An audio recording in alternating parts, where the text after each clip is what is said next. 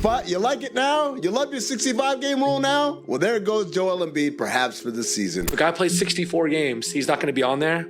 Is ridiculous, right? I don't think there's any question that a player that's playing 3 games out of 4 nights, for example, when a player is tired, that it impacts performance.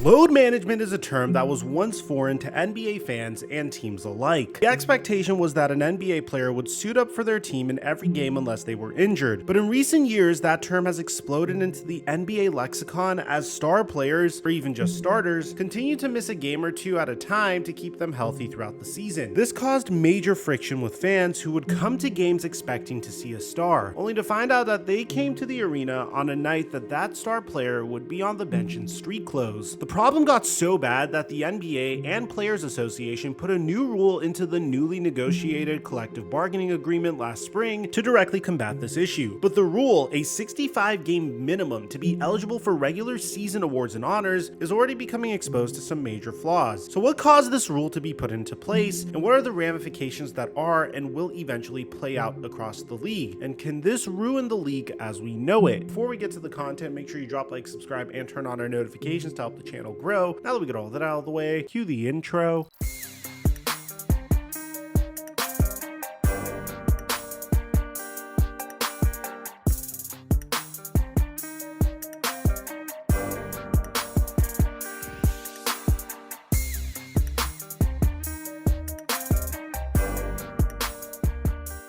For the Super Bowl, PrizePicks is blessing us with an easy way to make $100. All Patrick Mahomes needs is 1 passing yard in the Super Bowl for a square to hit, which means he's pretty much a free square. First, download PrizePicks and use my promo code microphone when you sign up to get up to $100 deposit match on your initial deposit, and then make these picks really quickly before they change the lines on them. So for me, I'm pairing Mahomes' free square with Isaiah Pacheco, who's had at least 1 touchdown in his last 5 games, so that's easy, and Christian McCaffrey, who has had more than 88.5 rushing yards in 4 of his last 5 games. Of course, I give away all my picks for free on Instagram, and I highly recommend you turn on notifications for my Instagram story so you can get the picks quickly before they move the lines and you lose your advantage. And thank you, PrizePicks, for the sponsor. Mic check 1 2 1 2. What's going on, everybody? The origin of load management is widely believed to have been started by the San Antonio Spurs, who some blame for the league's new participation rule, even though they didn't use the term at the time. On March 25th, 2012, the Spurs were playing for the 3rd night in a row during the lockout-shortened 2011 to 2012 season against the Philadelphia 76ers. That night, the Spurs took the remarkable step of listing Tim Duncan a month before he turned 36 out because he was old. Duncan spent the game on the bench in street clothes, even picking up a technical foul, but the Spurs won easily and little was made of the incident. Then, during the next season in late November 2012, the Spurs were scheduled to play a game in Miami on TNT. The Spurs were playing on the 2nd night of a back-to-back, their 4th game in 5 nights and the last game of a 6-game road trip over the course of 9 days. This was supposed to be a huge game featuring teams with incredible records between San Antonio, who had just played in the Western Conference Finals, and the Miami Heat, who had just won the championship. Instead, the Spurs benched their big 3 of Tim Duncan, Tony Parker, and Manu Ginobili, and starting 2-guard Danny Green. They didn't just bench them, they sent them home with 4 players flying commercial from the Orlando airport to get back to San Antonio. The Spurs were competitive that night, but ultimately they lost to the Miami Heat by 5 points. Still, this drew the ire of then Commissioner David Stern, who fined the team $250,000 for what he called a disservice to the league and the fans. Although the league didn't like it, San Antonio technically hadn't broken any rules, and the move was largely defended by coach Greg Popovich, offering this rationale for the decision, while adding that the team has made similar resting decisions before. But what they didn't know was this would ultimately become the first steps towards the league's 65-game requirement. Fast forward a few years, and the practice of resting players had rapidly become commonplace around the league. In 2017, Philadelphia rested Joel Embiid on a road trip, seemingly becoming the first team to rule out their star player because of load management. During the 2018 to 2019 season, Kawhi Leonard only played in 60 games during his lone season with the Toronto Raptors, as the team strategically sat him over the course of the year to keep him healthy and happy. He didn't play in both games of a back-to-back all season. Toronto was extremely careful with their star player after a disagreement over a quad injury helped engineer his exit out of San Antonio. During the 2019 finals, Leonard credited the Raptors' load management as a huge reason for his monster postseason on his way to leading the Toronto Raptors to their first NBA title. But I could also think of a few other things.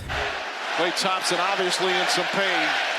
He grabbed that left knee right away. That offseason, Mavericks owner Mark Cuban said that the Dallas Mavericks would certainly load manage Kristaps Porzingis, who was coming off of a torn ACL, citing Kawhi Leonard as an example of its potential benefits. The next season with the Los Angeles Clippers, Leonard again missed games due to load management early in the season during nationally televised games. The league would fine Clippers coach Doc Rivers $50,000 early that season for comments that were inconsistent with Leonard's health, saying Kawhi felt great even though he was out that night. The NBA also sent out a memo that month telling teams not to use the term load management when resting players, otherwise they'd be subject to fines. Ahead of the 2022 to 2023 season, the NBA announced that they were cutting down on back-to-backs and travel to improve game quality and hopefully cut back on load management. Still, the league didn't find this to be adequate enough on its own, with star players still regularly getting a game or two off multiple times during the season. In the spring of 2023, the League and Players Association agreed to a new 7-year collective bargaining agreement beginning in 2023 to 2024 and stretching through the end of the decade. One key detail included a rule stating that players must play for 20 minutes for at least 65 games to be eligible for awards and honors like MVP, Defensive Player of the Year, and All-NBA. While there are some narrow conditions to the 65-game minimum, the league wanted this rule in place to curb load management and ensure their star players play when they're healthy. The normally quiet Kawhi Leonard, who some credit for the widespread use of load management, went off on the league's new policy during media day. I mean, I'm not a guy that's sitting down because I'm doing a load management. When I was with the Raptors, it was different. Like, I was coming from an injury, and you have to know the details of a doctor. But if the league is seeing or trying to mock what I did with the Raptors, then they should stop, because I was injured during that whole year. So no league policy is helping me to play more games.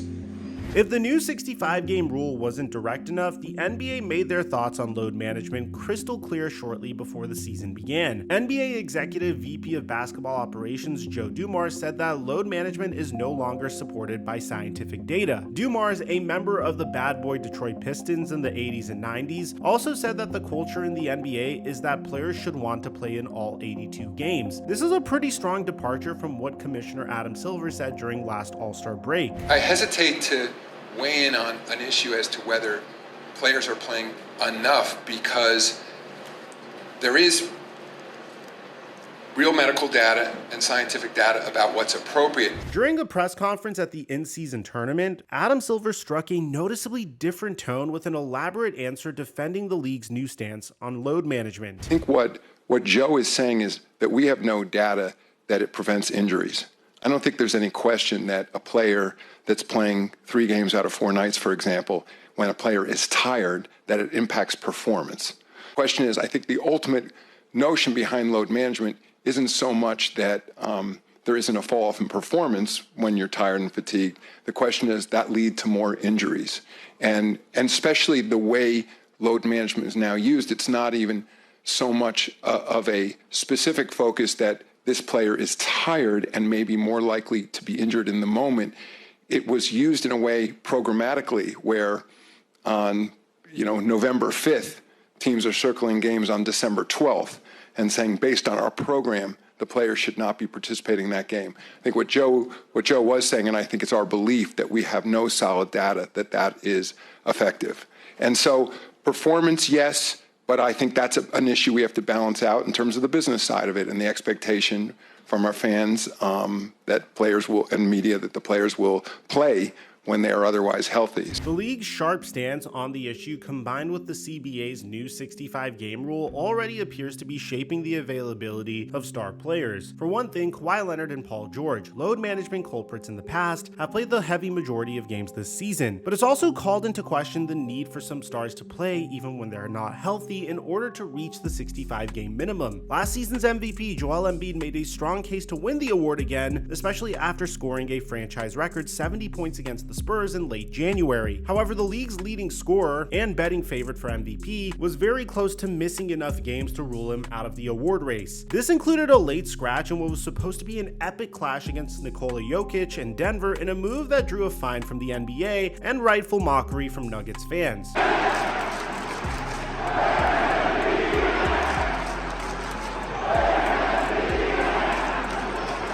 After all, Joel Embiid hasn't faced off against Nikola Jokic in half a decade. That criticism and the 65-game rule possibly played into the decision to return for a recent game against the Warriors, which is increasingly looking like a mistake. Embiid did not look healthy at all that night, culminating in his worst shooting game of the season, and he had to leave early after Jonathan Kuminga collided with his knee during a loose ball. He's since been diagnosed with a displaced flap in his meniscus, and at the time of this video, has officially decided that he will need to have surgery on his meniscus. According to Adrian Wojnarowski, 76ers star Joel Embiid, the reigning MVP, will undergo a procedure this week to repair a left meniscus injury. There's an expectation that he will miss an extended period of time. During the night that they faced off against each other, Draymond Green blamed the situation on the new 65-game rule. Joel playing tonight felt very much so because of the 65-game limit, where I think is actually quite.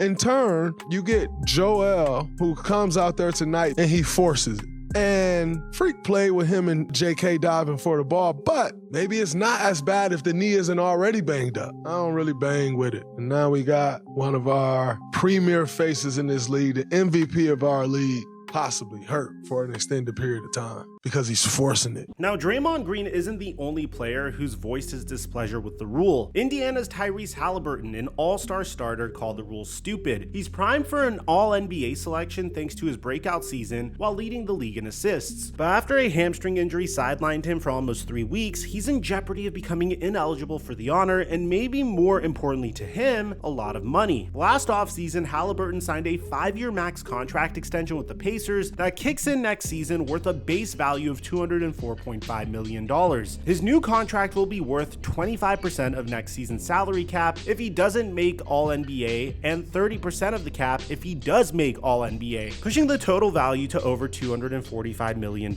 As a result, not making All-NBA this season could cost Halliburton over $40 million.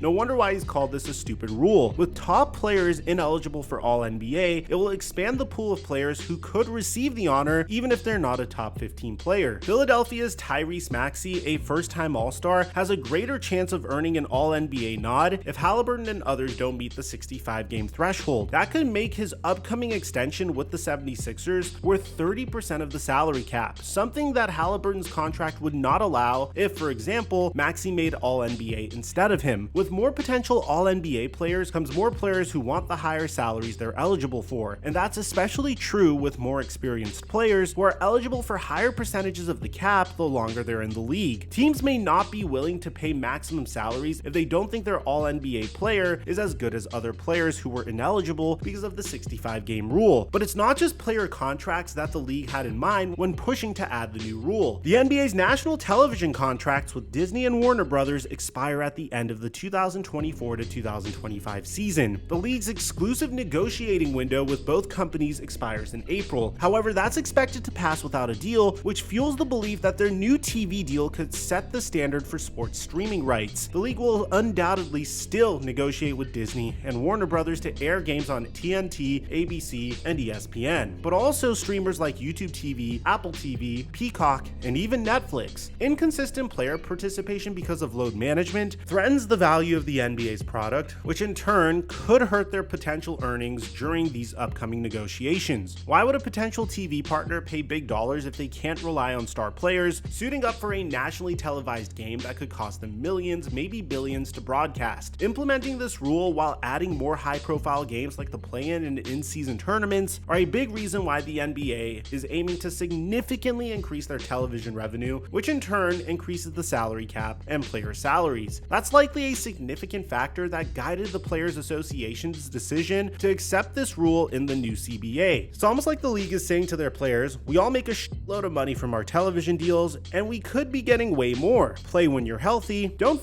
this up. That's also before considering the league's partnership with multiple sportsbooks and the rapid rise of sports gambling. Sportsbooks have set spreads and money lines based on game-to-game availability while setting odds for awards races that could leave them vulnerable if top contenders for awards miss the 65-game threshold. Players who began with long shot odds could end up with a better chance at winning MVP or Defensive Player of the Year if the favorites, like Embiid for example, ultimately become ineligible because of the new rule. The new rule impacts nearly every aspect of the NBA's business, and while it aimed to solve a player participation problem unique to their league, it's starting to look like that this new rule is doing more harm than good. So let me know in the comment section down below, is this 65-game rule ruining the NBA? Aside from that, I'm your boy Mike, and I'm dropping our mic until our next upload.